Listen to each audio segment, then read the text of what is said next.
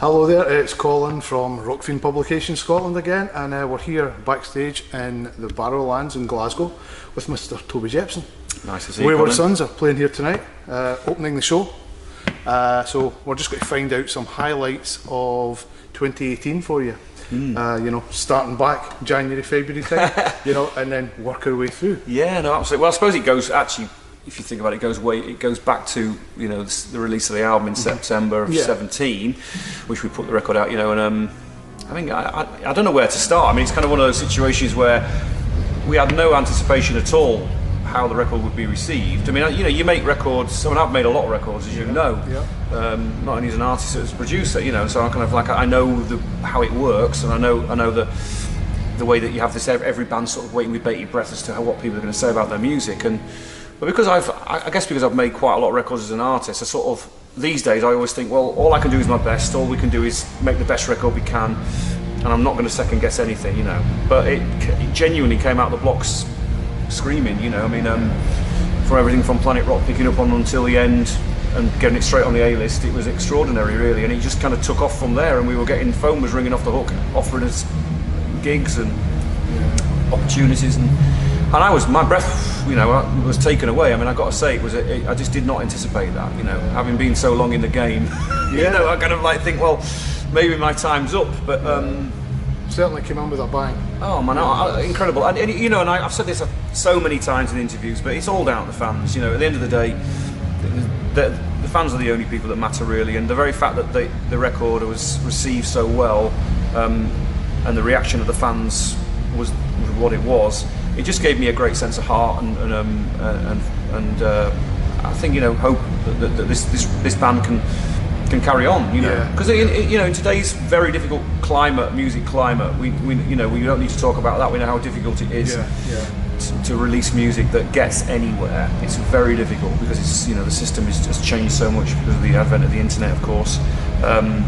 So you don't, even with established artists like myself, it's still the same problems. It doesn't matter whether you're a young band or whether you're Saxon. You've still got the same problems of how do you get that music out there, and of course it's slightly easier with people like Saxon with a dyed-in-the-wool, you know, fan base. But the reality is, you've still got to engage the fans. You've still got to make them believe continue to believe in the band, and it's got to be about good music, you know. So I think the release of the album was a real special moment. You know, and then going into January, I mean, we know opening for, I mean, because we did some UFO dates, we do a UFO, and Inglorious at the end of 2017. Just to start, but then to go into the beginning of this year with Steel Panther, which was, I mean, you know, people have their opinions about Steel Panther, don't they? But it was brilliant. I mean, you know, great tour. Oh, great tour. I mean, and they were lovely people. I mean, you know, and as long as you sort of, I think with that tour, I think as long as you understand that it's a joke, and you don't take it too seriously, it's absolutely fantastic, you know. But they sold out that tour pretty much, you know, Hammersmith and etc. etc. It was absolutely extraordinary, really, to take part in it. So that was a real highlight. You did go down really well, especially at Glasgow. The crowd really enjoyed you. Oh man, it was you know, so it's it crazy. doesn't matter what tour you're on, you're still pulling fans in, and people have new fans as well. Well, that's the challenge. Hearing you for the first time, Colin. That is the challenge. The challenge is that I don't have any sense of entitlement about this at all. Just because I was in a successful band, that was 20 years ago, 25, you know, so, and although obviously a lot of the fans recognise me from that project and from the band and all the rest of it, I still don't believe I've got a right to be here. You've got to prove yourself. You've still got to go, well, actually, I'm making this music, do you like it? If you do, then I'm really chuffed, you know, we'll carry on, type of thing. So I always go out on every single stage that I play with the band, and the guys are so great as well, you know, they're all in for the long haul. But it's hard not to be excited about it, you know. You go on, but I still feel like I did when I was 18 years old, 19, when we were opening for the first bands we ever played with, you know. I remember we played with Vow Wow at one of the very first big bands we ever opened for was with Vow Wow at the Powerhouse in Birmingham, and I still feel like that. You know, this huge audience out there, and you're going out there with your heart's in your mouth, but the adrenaline's pumping, and you just kick off and you just hope for the best. You know, it's one of those, you know. And I still feel like that. I still feel that you've got to prove yourself. You still got to make people want to listen to you. You know, that's something good to have. You know, a lot of people, once they make it, they feel that, you know, fans don't need to listen, you know, they just come along and enjoy it. But if you're still wanting to get that newness and love for music out there, You've got to. Perfect. See, music for me is a life. It's a lifestyle. You know, I'm a lifer. You know, it's been part of my life ever since I can remember. Ever since 12, 13 years old, when I realised that's what I wanted to do. However, I didn't have a clue I was going to do it, but that's what I wanted to be. I wanted to be in the music business. I wanted to make music, and so I still have that sort of that feeling for it. That I don't think it ever goes. You know, I don't regard music as something that's a commodity. I don't think it's like a lot of people do. You know, the music business is populated by people. The people that run the music business are not musicians. No, they don't write songs. They don't know what it feels like to be in a band, and so their approach to it is entirely about making money and making successful projects. I don't feel like that. No. I feel that music's life, and it's and I know that might sound a bit mawkish, but I don't mean it like that. No, not at all. What I mean is it's really important, and I think people's lives can be changed by music, you know, and I think the best I can do is the best I can do, if you know what I mean. Yeah. There you go, so you've got headlining dates coming up as well. Before the end of the year, obviously. Yeah, absolutely. Do you want to give a little plug for these shows? And I know a lot of people out there, people have been sort of sending messages to the Facebook page and the website. Ooh, why aren't you playing where we're playing, where we live? And well, a lot of the reason is because we toured in April, which you know, we did some headline dates there, and they went very, very well. And our agent just sort of said, look, I think we could go and do some more. And I said, well, if we're going to do that, I'd like to get into places we haven't been before. Yeah. I think places like Exeter and, you know, we're playing Norwich and Oxford. These are places that don't often get visited. You know, they're not on the general touring map. Yeah. So I felt it was important to try and do some of those places. And also we were kind of restricted. I mean, we're not playing Scotland as a headline dates on the headline dates in November, but that was really slightly out of our hands because we were doing this, Saxon here in Paris. And we're also playing the Troon Winter Storm Festival as well. So the promoters are kind of they get slightly jittery that if you're going to then go and play your own show, you know what I mean. So there's a bit of that going on. And it's the same with Wales. We had no control over that because we're playing a couple of festivals in Wales. Yeah.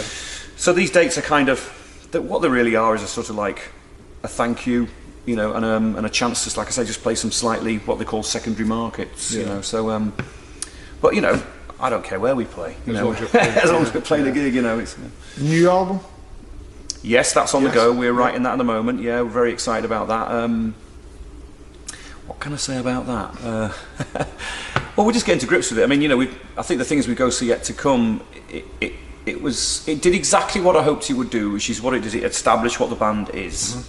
You know, I mean, there were a few detractors sort of saying, well, why wasn't there a ballad on there, or I don't even know what those are anymore, really. It's a bit of a silly word, isn't it? But slower songs, you know. And I said, well, I didn't feel that the energy of the band when we were rehearsing donated that, if you know what I mean. It didn't become something that was really obvious that we wanted to do.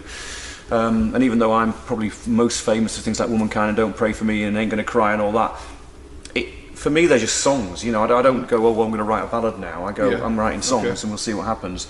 But it's entirely dictated with where my head's at the time. And I think with making Go See Yet To Come, it was such an exciting thing to be part of a new project with a bunch of really exciting people. And the energy in the room when we were writing those songs, and I was going home after rehearsals and writing more stuff and coming back, it was all up tempo. It was all happy. It was all we're going to do this type of attitude. And so that's what went onto the record. That's what happened. I always remember a famous producer, a friend of mine, sort of said, he said, you know, the great bands mark time with their music. They go, this is what we are now, but next time we won't be that.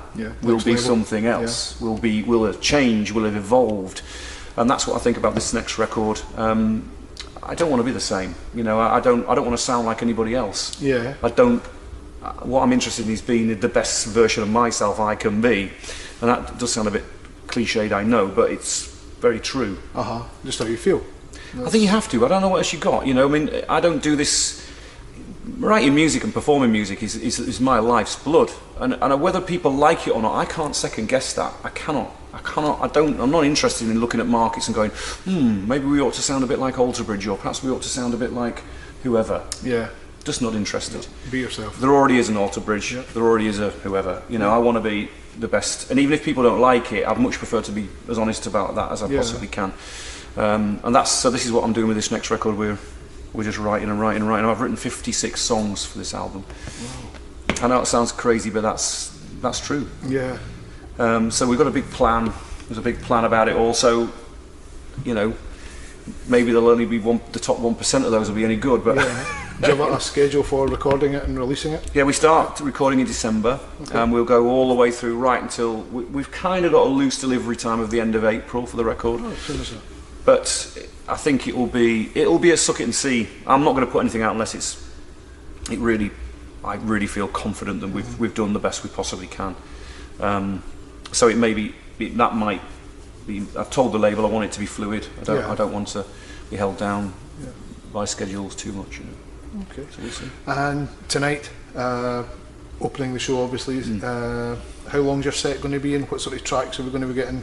Well, I mean, to be honest with you, because we've been, you know, the guys do other things between the band, so we don't get together as much as we perhaps would like, because they all live at four corners of the country, you know, for a start. So what you're going to get tonight is essentially the best of A Ghost Yet to Come, you know, and we're only playing half an hour, so that's sort of 6 or 7 songs if we're lucky. So it will be, if anyone hasn't seen us, then they'll be like, okay, I get it. If anyone has seen us, they'll recognise precisely what, because we've only got one album to play, haven't we? Yeah. And there's only 10 songs on it, so it's kind of slightly difficult. But we're changing everything for the. Well, when I say everything, we're changing the headline set quite a bit. Okay. We're working on a new sort of start to the set, and we're doing a couple of other things, and we're going to be debuting a couple of new songs on the headline set as well. So, awesome. Yeah, that's a little exclusive. Absolutely. Well, Toby, thank you very much again for your chat. Cheers, pal. Thank you. No problem. And have a great show tonight. Do our best. Great for the rest of the year as well, and good luck with the new album. Lovely. Thank you. Thanks a lot, folks. Thank you.